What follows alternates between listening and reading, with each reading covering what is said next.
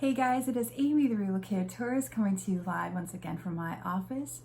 It is Monday, March 2nd, 2020, and it is a beautiful one here. It was about 52 degrees to start off the day, which is amazing. So I got my walking in. So I thought about a park. I did Magic Kingdom Friday, so I usually do it Monday. I mean, my whole park schedule's been thrown off of February, so March, let's start it with not going anywhere today. So here's the thing, and it's just a truthful thing, and it's from me, and it's how I feel about it. You can all feel how you want about it, but I'm very concerned about this virus. And so Disney World is compiled, as you know, of many, many people coming from around the globe. So it does get me a bit concerned. We did have a case reported yesterday in Hillsborough County. So that's a county over. So I don't care about how minor or how major this could possibly be. I diligently wash my hands. But Kira does have a slight cold that gets me concerned. And I just not only don't want to be a carrier, but I don't want to put myself in a position where I don't need to be. So I think I'm going to keep my park time this week to Wednesday on Flower and Garden Day and get over there and get my merch and get out. I'm a little bit concerned. So we're going to kind of watch it, but Central Florida has been warned that because of all the tourism here that it could be hit easily. Now I know the news can rationalize and sensationalize the news both ways. And so I'm just trying to keep a clear head about myself and do as much as I can to be proactive in this. I don't want to shelter in my house and never leave it for, I can work on tons of other things for the brand, but it worries me being in the parks. Every time I hear someone I was just in there Friday, and every time I hear someone cough or someone sneeze, it's just a cold, I'm sure, or possibly the start of something, a flu or even worse. But when this is out and about and, yeah, it's probably all that Walking Dead I've watched. I'm just no, this is a zombie apocalypse. Yeah, I kind of go a different place in my head where I'm just going to kind of wait it out. And I'm still going to go in. I'm just going to be very careful about when and how I go in. Now I say that and I'll probably be in a park tomorrow because I go stir crazy at home. But yeah, so we'll see, guys. We'll see how it plays out. I might get out tomorrow. Maybe I'll just go in for an hour or so. I could always go do Satu'li for lunch at Animal Kingdom. I love Satu'li. Anyway, let's get on topic today. So today is Monday, which means it's Moving Mondays. And for those of you who have never seen a Moving Mondays, what it is, it talks about basically moving to Florida. All the the ups, the downs, the ins, the outs, you name it. I'm going to try to talk about it. There's just so much to talk about moving to the States. Not only with all the tourism that surrounds you all the time, the traffic, the population is just overpopulated in Florida. The infrastructure is just falling apart here with there's so much being built and there's not enough roads being built to accommodate it. So it's getting a little nutty here. So today, on that note, I thought, what can I talk about today that would be pointful and be definitely something that we all think about when we're moving someplace, and that is crime. And it is not a fun thing to talk about, but it is a reality. We all have crime in our cities and states. The thing is with here is definitely crimes that I had never heard of before. I'm sure you've heard of many, the Florida man, the Florida guy, the stories that they're things, people, I have never seen before in my life until I moved here or heard of. So I just kind of tried to dive down the rabbit hole on the internet to just see what kind of resources there are out there now in 2020 to see as far as crime rates go and what else. So I looked up my area, which is Davenport, Florida. And what I found, it's on neighborhoodscout.com. And basically all I did was I put literally into Google, how safe is Davenport, Florida? Just curiosity's sake. What they did was that they listed, 8 of the safest Davenport neighborhoods. So that's really nice. Mine was in there, so that was really nice. I'm not going to list them. You guys can go look up. But see, it's just kind of as simple as that. Go into a search engine. How safe is Hunters Creek, Winter Garden, Intercession City, Orlando itself. You just plug it in and just kind of look at that in It's kind of nice because so they list the safest neighborhoods and then they give you a map basically of blue colors, and the lightest being, okay, so the lightest blue is the safest and the darkest blue is the most dangerous. And they go right over neighborhoods, roads, whatever. So I would definitely use this tool. Again, that is neighborhoodscout.com. I think that's very smart. And I mean, I'm sure it could change a lot with, you know, who's moving in, who's moving out. But it is such an important tool, especially here, because it's just, I don't know how to explain Florida to people sometimes.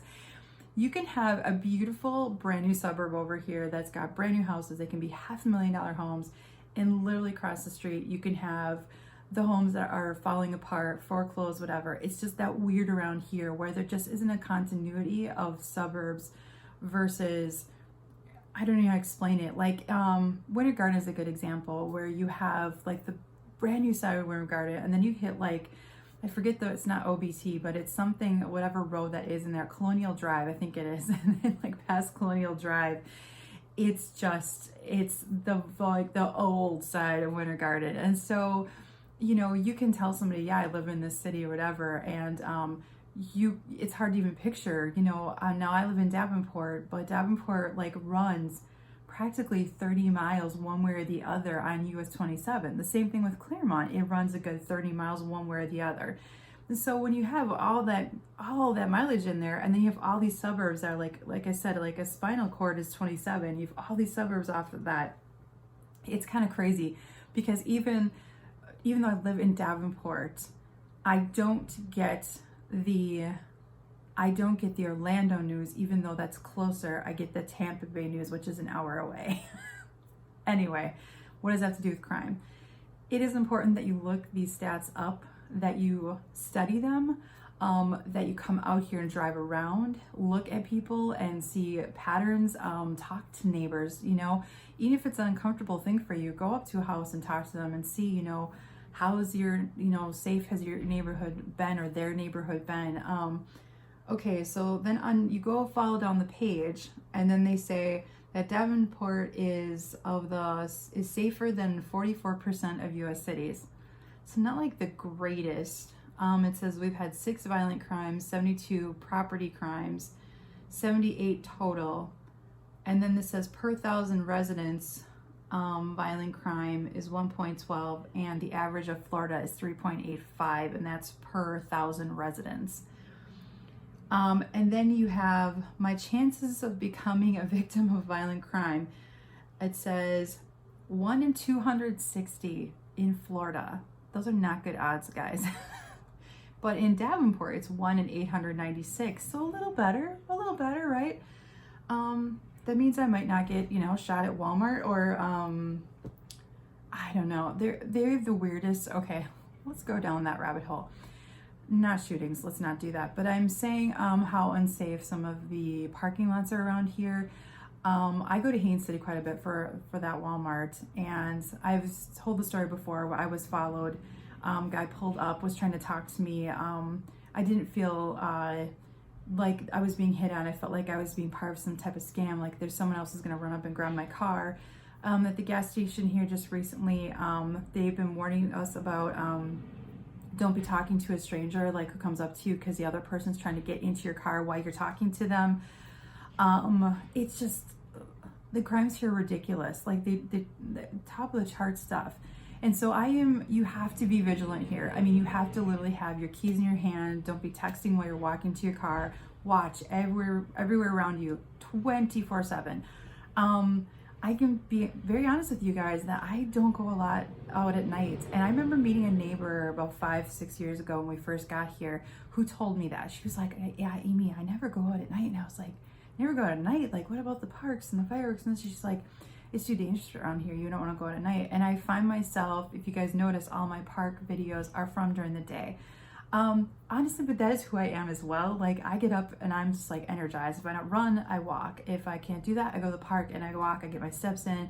I can share with you guys video from the parks and pictures. And so I'm that person. I'm a morning person. A night person, the night person in me is like, oh my God, it's dark already. Can I go to bed yet? Like, that's kind of where I go. So the excitement of leaving. Like now, I have a dinner date tonight, so I'm looking forward to seeing her.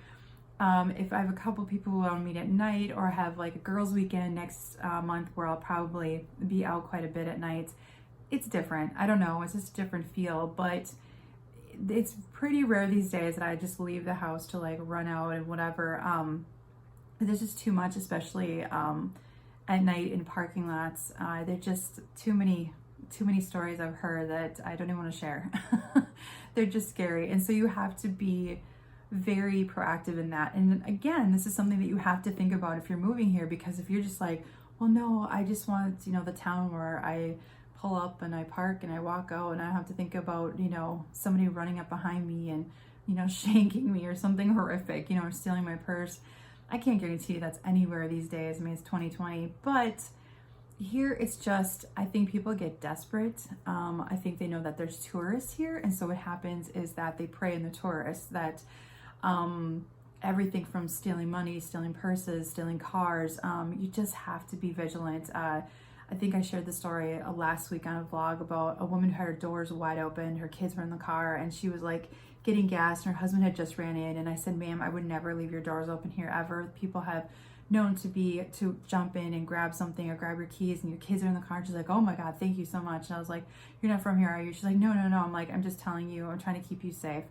So I also think be that person for someone else.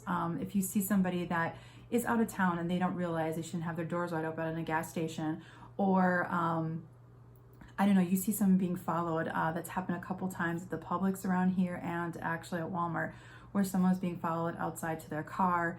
A lot of the scams around here with things are people will approach you in the parking lots and say, hey, I just need a fan belt. I need a fan belt. Do you have $20? And they carry around a fan belt. I just read about this in one of my Facebook groups last week. And everybody knows him as Fan Belt Guy because he's been doing it to so many people in this Four Corners area. And I'm like, dude, so just, if somebody, like if you come across homeless, what I do is I just go to Burger King or McDonald's, go buy them a meal, bring it to them. If you're not, comfortable giving cash out, you don't know what that cash is being used for. So obviously use your best judgment.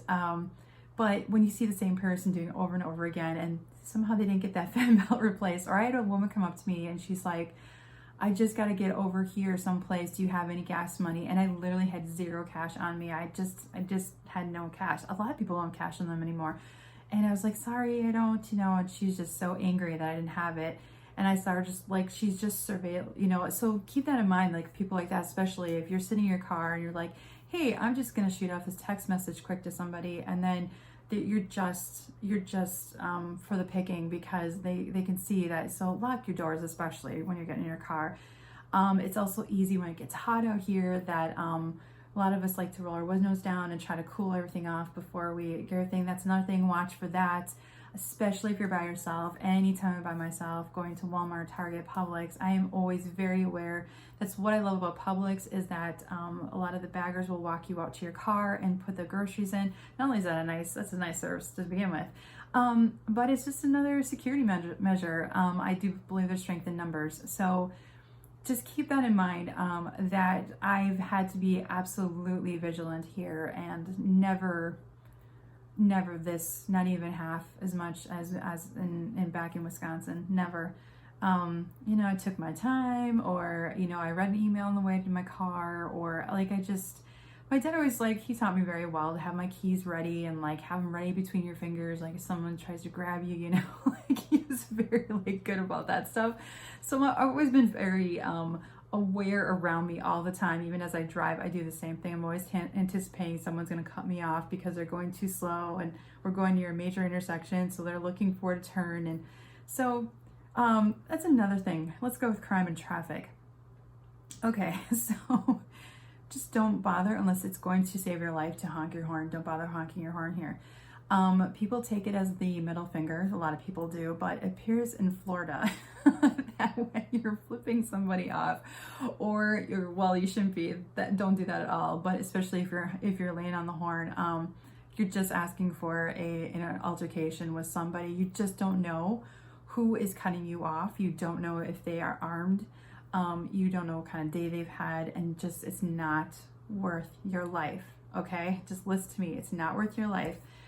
If someone cuts you off, just, use your brakes. Don't worry about it. You know what I mean? It's a whole karma thing. Just let it work itself out. But obviously your horn was meant for if someone's about to hate you or someone you're about, obviously alert them. Don't bother with those people who've cut you off or people, I've just seen that happen to me times as well. And I'm guilty of it. Trust me, if I've had a bad day or it's just, I've been triggered by something, by someone, and I'm driving home and I'm so sick of traffic here. And it's the one person that decides to cut me off for the 50 millionth time that day, and then I'm just like, it's so hard, you guys. I'm just being honest. It's so hard not to flip them off or honk my horn or and that's what happens here is that the drivers just keep getting angry and angrier because again, you have the locals who know their way around all the time, and then you've got the tourists, and then add the snowbirds who are a little older and are just trying to get around, and they're used to driving a little bit not as fast. So keep that in mind. Keep the middle finger down. Don't lay on the horn unless you absolutely have to, because you're just going to incite some type of horrible situation that's, I'm literally Craig and I were driving somewhere yesterday and 2 times during the same 192, 2 accidents we saw just happen in front of us. 2. What are the odds of 2 in the same 10-minute span down that road? People just need to slow down, and again, not worth your life. So please keep that in mind. This is a valuable site, getting back to this. It also gives you the United States violent crimes. It gives you property crimes per 1,000 residents. And again, that's neighborhoodscout.com. And again, I found that just by Googling how safe is Davenport, Florida. So you can do that with any of them. I did ask whether the safest Orlando neighborhoods, and it gave me a list of 10 neighborhoods. So Hunters Creek was on there. Dr. Phillips is on there. Then there's like really specific ones like Bay Hill, Lake Hart, Sunflower Trail, Young Pine Road. A lot of these I've never heard of. So these could be very exact suburbs with literally like mine where it's like a street and a half and it's got its name. So just be vigilant. Another thing is obviously being not only proactive. I know Polk County here, the sheriff teaches classes for, defense class. I was trying to think what it's called. Defense classes. So that's really important if you want to do that. I don't know if they do anything as far as like gun safety or anything like that. Follow Polk County. They're hilarious, by the way. Polk County Sheriff on Facebook is hilarious. And I mean a good hilarious. Like their hashtags are so great. And they're really good with, they'll put out the crimes and they'll put out the people they're looking for. And on Facebook, it just goes like wildfire. So definitely, if you want to even get a taste of what your crimes are in your area, follow the sheriff of your city, zoning area, whatever you want to call it. Follow that. Definitely be in a neighborhood group. Everyone likes to watch out for each other. Ring doorbells. Obviously, they've been kind of in the news because some people have had them in their bedrooms and stuff, and people have been hacking them.